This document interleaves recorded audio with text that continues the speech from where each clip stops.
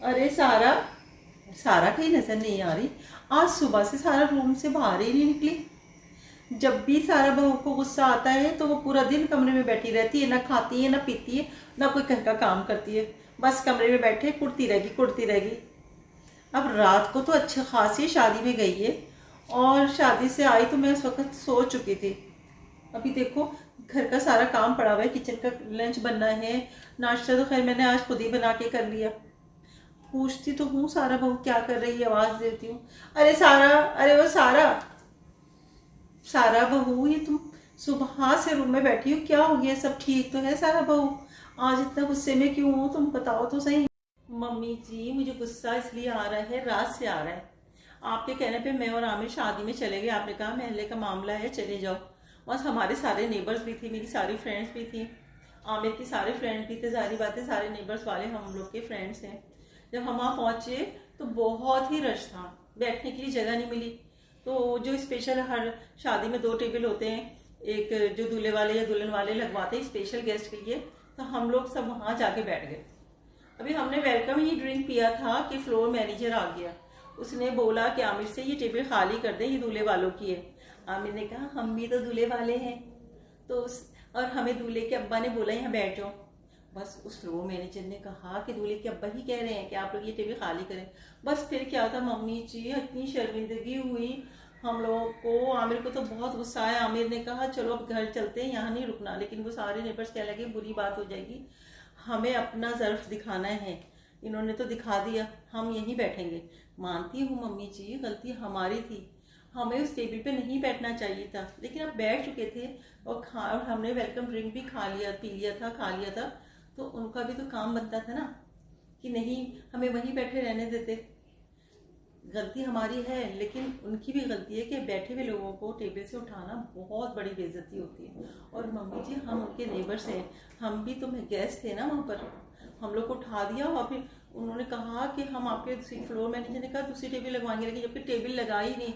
हम लोगों ने खड़े होके पता नहीं कहाँ सबने बेचारों ने बैठ बैठ के खाना खाया।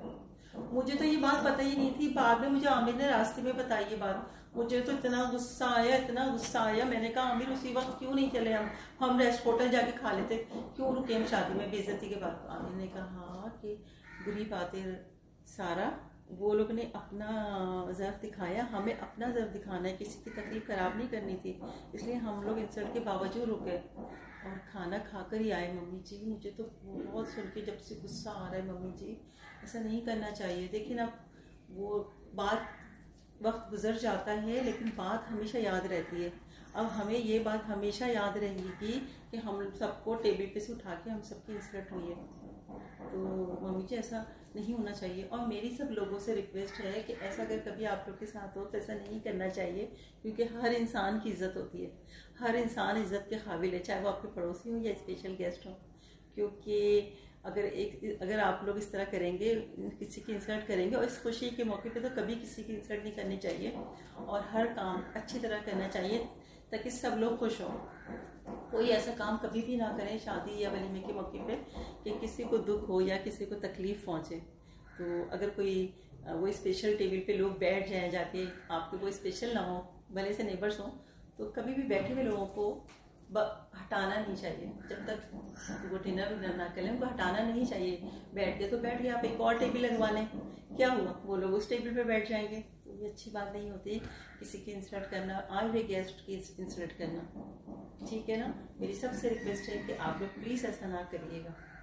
शुक्रिया जी। क्या गुलाबो, कि तुम जरूर मेरी बातें सुनती हो हमेशा, क्या बोल रही है बताओ जल्दी से। ऐ है सारा भाभी, तुम लोगों ने बहुत अच्छा किया, तुम बहुत अच्छी हो और सारे मोहल्ला भी बहुत अच्छा है, जो इतनी बेइज्जती के बाद भी अब किसी पर जाहिर नहीं होने दिया कि तुम लोग को कितना बुरा लगा। और तुम लोग ने कोई तकलीफ खराब नहीं की, वापस आकर खाना वाना खा कर ही आए हो बेइज्जती के बावजूद। सारा भाभी तुम बहुत अच्छी हो और हमारा ये पूरा मोहल्ला भी बहुत अच्छा है। मेरी सारी बाजियाँ भी बहुत अच्छी हैं सारा भाभी। सारा भाभी, लेकिन हमारे गांव में कभी ऐसा नहीं होता। हमारे गांव में मेहमान की बड़ी इज्जत की जाती है, चाहे वो करीबी मेहमान हो या दूर का मेहमान हो या पड़ोस से आया हो, जो भी मेहमान हो, मेहमान मेहमान ही होता है। और मेहमान अल्लाह की रहमत होता है। तो हमें कभी भी किसी मेहमान के साथ वाकई ऐसा नहीं करना चाहिए। हम तो गांव वाले तो नहीं करते भाई, हम गांव वाले गरीब हैं, लेकिन हम मेहमानों की बहुत इज्जत करते हैं सारा भाभी। बस सारा भाभी अब क्या बताऊं मैं, मुझे कितना गुस्सा आ रहा है, कितना बुरा लग रहा है, लेकिन तुम लोगों ने बहुत अच्छा काम किया। अल्लाह ताला तुम लोग को इसका अजर ज़रूर देगा सारा भाभी, और सब महल्ले वालों को भी देगा कि सब ने गुस्से के बावजूद तकलीफ खराब नहीं की और खा पी कर आए हैं और अपना गुस्सा भी किसी पे जाहिर नहीं किया। हाँ हाँ, जा रही हूँ सारा भाभी, मैं टेरिस ही धोने जा रही थी। पहले मुझे बड़ी भूख लग रही है, कुछ खाने को दे दे, फिर खाऊंगी तो ताकत आएगी तो काम करूंगी ना, खाली पेट कैसे काम करूंगी। आज मुझे देर हो रही थी ना, तो इसलिए वो बाजी के घर मैंने लंच नहीं किया और वैसे ही आ गई। अब तेरे साथ रह रखे मुझे इंग्लिश आ गई है सारा भाभी, थोड़े थोड़े लफ्ज़ मैं भी बोल लेती हूँ।